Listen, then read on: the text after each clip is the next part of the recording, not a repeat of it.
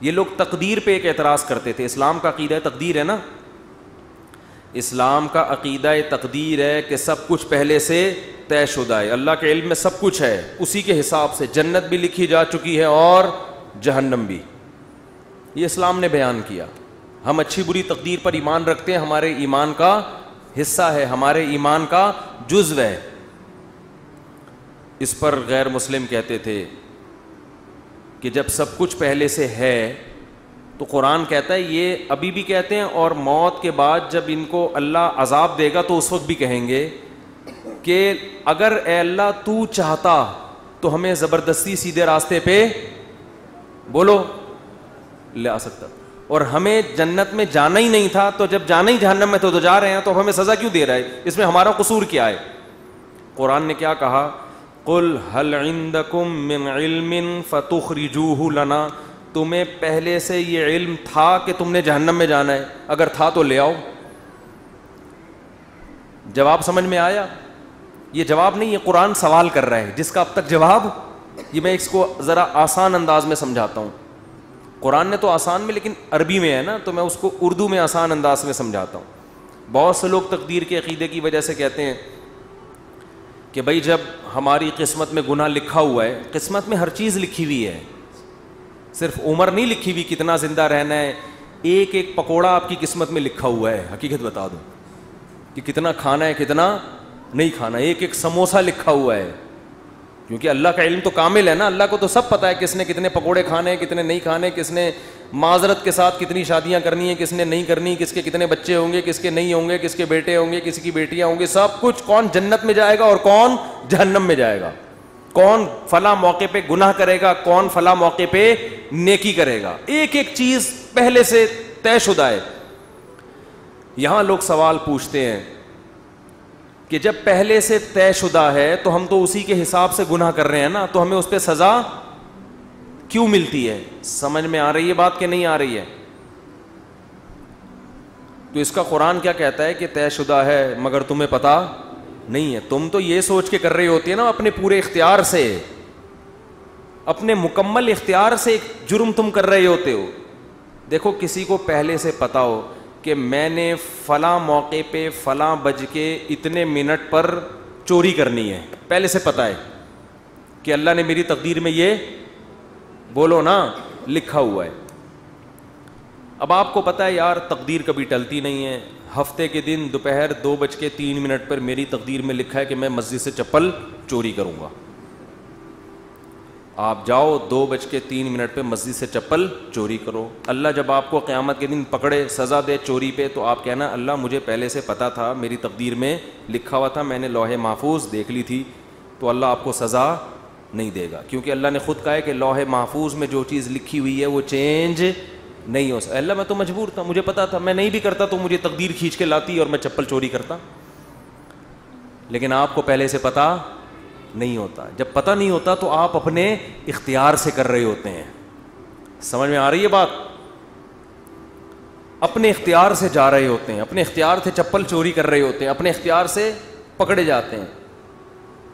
اس کی مثال اور آسان کر کے, ایک دن کیا ہوا, زید نے بکر کا قتل کر دیا. زید نے کیا کیا؟ بکر کو قتل کر دیا.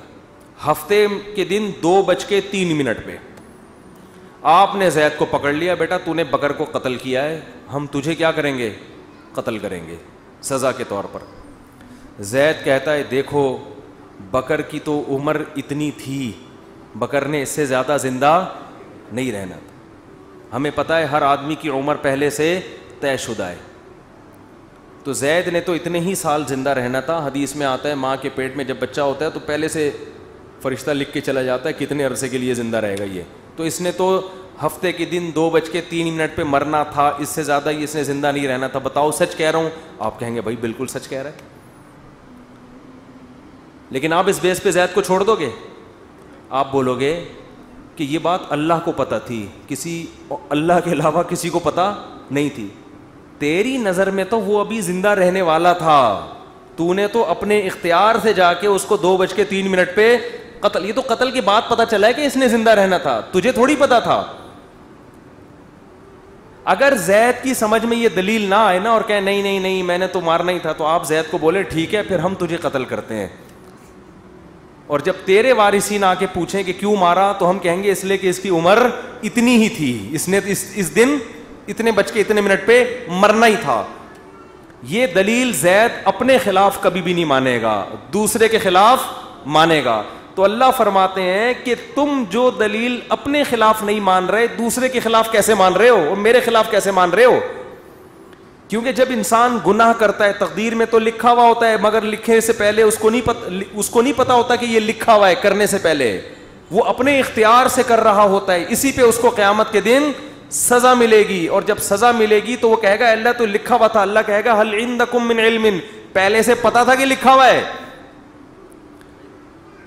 اور اگر اب بھی کسی کے سمجھ میں نہ آئے تو پھر ہر چیز لکھی ہوئی ہے نا, صرف گناہ تھوڑی, کھانا پینا بھی لکھا ہوا ہے. صبح ناشتہ چھوڑ دو, آپ صبح کا ناشتہ چھوڑ دو. بیگم پراٹھا بنا کے لائی, چائے بنا کے لائی, نہیں کھاؤ. بیگم لکھا ہوا ہوگا تو حلق میں اترے گا. بیگم کہے گی کم بخت, یہ کھانے کے بعد پتہ چلے گا کہ لکھا ہوا تھا یا نہیں لکھا ہوا تھا, کھانے سے پہلے نہیں پتہ چلے گا. لیکن آپ نے کہا نہیں لکھا ہوا ہوگا تو اڑ کے میرے پیٹ میں جائے گا, اور آپ چلے گئے آفس, دوپہر لنچ کا ٹائم ہو گیا تو پتہ چلے گا کہ آپ کی تقدیر میں پراٹھے لکھے ہوئے نہیں تھے. تو اس بیس پہ تو پھر ہر چیز اسی اصول پہ گزارے نا. دنیا میں پیسے بھی نہیں کمائے کہ لکھے ہوئے ہوں گے تو مل جائیں گے, نہیں لکھے ہوئے ہوں گے تو نہیں ملیں گے. ٹرک آ رہا ہے اس کے سامنے آ کے کھڑا ہو جائے, بھائی تقدیر میں لکھا ہوا ہے کہ اس نے مجھے اسٹیکر بنانا ہے. کراچی میں جو ٹرک ہے نا وہ کچلتے نہیں ہیں, اسٹیکر بناتے ہیں. اتنے بھاری بھاری ٹرک ہوتے ہیں, ان کے ٹائر کے نیچے اللہ نہ کرے کوئی بندہ آ جائے, لاش بھی نہیں ملتی اس کی. تو اب ٹرک کے سامنے آ جاؤ ہے بھائی, اور بولو بھائی لکھا ہوا ہوگا تو مروں گا. اور واقعی جس کی تقدیر میں نہیں لکھا ہوا ہوتا ٹرک کے سامنے آگے بھی مرتا نہیں ہے, کچھ ہو جاتا ہے کچھ نہ کچھ, لیکن آپ کبھی ٹرک کے سامنے نہیں آتے. تو جو آدمی زنا کر رہا ہے یار تقدیر میں لکھا ہوا ہوگا تو بچ جاؤں گا, نہیں لکھا ہوا ہوگا تو اس کو بولو تو ٹرک کے سامنے بھی آ جا, تقدیر میں لکھا ہوا ہوگا تو مرے گا, نہیں لکھا ہوا ہوگا تو نہیں مرے گا. ہمیں پہلے کچھ نہیں پتا, اسی پر امتحان ہے, آزمائش اسی پر ہے. اللہ کو تو پتا ہے سب کچھ, ہمیں نہیں پتا. اگر ہمیں بتا دیتا پھر آزمائش ختم, پھر ہم نہ زندگی کی فکر کرتے نہ کھانے کی فکر کرتے. میں بیٹھا رہتا بھائی بیگم مجھے آج پتہ ہے, میں نے لوح محفوظ میں جھانک کے دیکھا ہے کہ میری تقدیر میں 4 شادیاں پراٹھوں سے زیادہ مزے کی مثال کون سی ہے؟ میری تقدیر میں یہ 4 لکھی ہوئی ہیں, مجھے رشتہ تلاش کرنے کی ضرورت نہیں ہے. اور واقعی کچھ لوگوں کی تقدیر میں لکھی ہوئی ہوتی ہیں, وہ نہیں بھی کر رہے ہوتے پھر بھی ہو جاتی. پنجاب میں ایک بہت بڑے بزرگ ہیں, نام نہیں بتاؤں گا, تو وہ 4 ہیں ان کی ماشاءاللہ. میں نے کہا بھائی یہ کیسے؟ انہوں نے کہا جو بیوہ ہوتی ہے نا محلے میں, لوگ زبردستی ان کے کھاتے میں لا کے ڈال دیتے ہیں,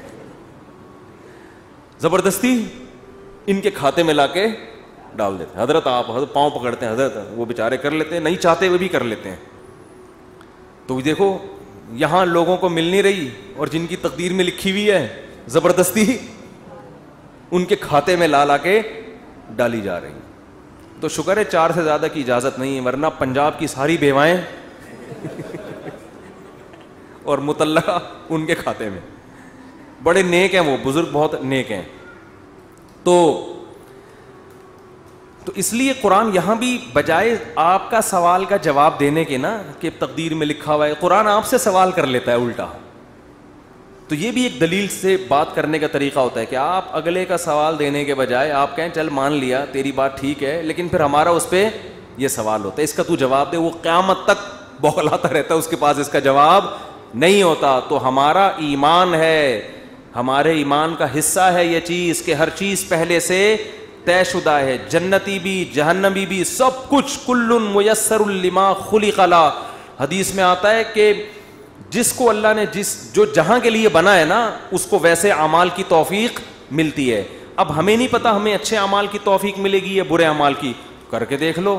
اگر اچھے اعمال کرنا شروع کر دو گے اس کا مطلب جنت لکھی ہوئی ہے, برے کرنا شروع کر دو اس کا مطلب جہنم لکھی ہوئی ہے. تو یہ آپ اس لحاظ سے تقدیر آپ کے ہاتھ میں ہے, کیونکہ ہمیں علم نہیں ہے. اور اللہ نے یہ قرآن میں جگہ جگہ کہہ دیا لا یظلم ربک احدا, تیرا رب کسی پہ ظلم نہیں کرے گا. ایک آدمی جنت میں جانا چاہتا ہے, میں زبردستی اٹھا کے تقدیر کی وجہ سے جہنم میں پھینک دوں, ایسا نہیں ہوگا. اور ایک آدمی جہنم میں چھلانگ مارنے کی کوشش کر رہا ہے اور میں اس کی تقدیر میں لکھ دوں کہ یہ جنتی ہے, نہ نہ نہ, ایسا نہیں ہوگا. تیرا رب کسی پہ ظلم نہیں کرے گا. سمجھ میں آ رہی ہے بات کہ نہیں آ رہی؟ تو میں قرآن کا انداز بتا رہا ہوں کہ قرآن بسا اوقات سوال کا جواب دینے کے بجائے کیا کر لیتا ہے, سوال اٹھا لیتا ہے. تو یہ ہمیں اس سے سبق ملتا ہے کہ اہل باطل کے ہر اعتراض کا جواب مت دیں, بلکہ الٹا ان سے سوال پوچھنا شروع کر دیں. سمجھتے ہو؟ یہ بھی ایک جان چھڑانے کا, یعنی صحیح طرح سے جان چھڑانے کا طریقہ ہے کہ تم بھی تو ان باتوں کا جواب دو نا.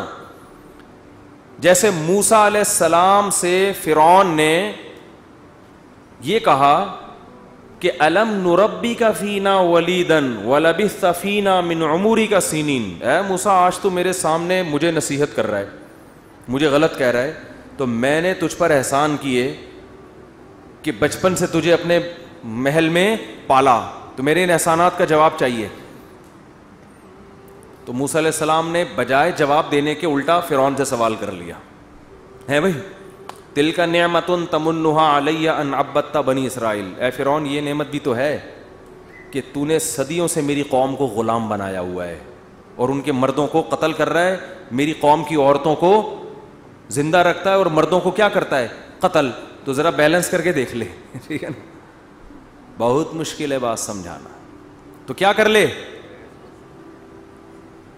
پلس مائنس کر لے.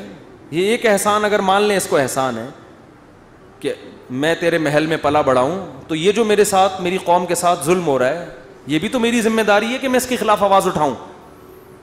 تو فرعون یہ جواب, اس جواب کے بعد فرعون کیا ہو گیا, مزید کوئی احسان نہیں گنایا کہ تو نے اس دن میرے ہاں کھانا بھی کھایا تھا, اس دن ٹھنڈا پانی بھی پیا تھا, اس دن یہ بھی ہوا تھا, اس دن تو بیمار تھا تو میں نے تیرا علاج بھی کروایا. فرعون نے کہا یہ ایسی دلیل پیش کر دی ہے کہ بھائی سینکڑوں انسانوں کے قتل کے مقابلے میں یہ کیا اس کی حیثیت ہے, اتنے لاکھوں لوگ میں نے مار دیے جان سے.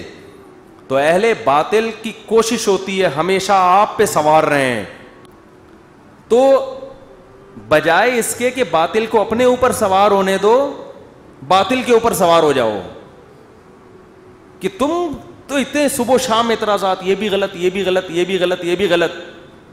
تو تمہارے اندر بھی تو بہت ساری غلطیاں ہیں, تو ان کو فیس کرنے کے لیے باطل کبھی تیار نہیں ہوتا. اور ہم اس غلطیوں کا جواب دیں گے جن کو تم غلط کہہ رہے ہو, حقیقت میں وہ غلط نہیں ہے, اس کے تو ہم جواب دینے کے لیے تیار ہیں, لیکن ہم بتا رہے ہیں کہ تمہارے اندر تم نے جو کچھ کیا ہے ہم اس کا جواب اس کے لیے تیار نہیں ہوتے. تو یہ سیاستیں ہوتی ہیں, چالاکیاں ہوتی ہیں. سمجھتے ہو بات کو؟ تو خیر جلدی سے بیان کو سمیٹ کے ختم کرتا ہوں. تو سورہ قلم میں اللہ نے اہل مشرک کے سوال کا جواب تو دیے دوسری جگہوں پر, لیکن یہاں اللہ نے الٹا ان سے سوالات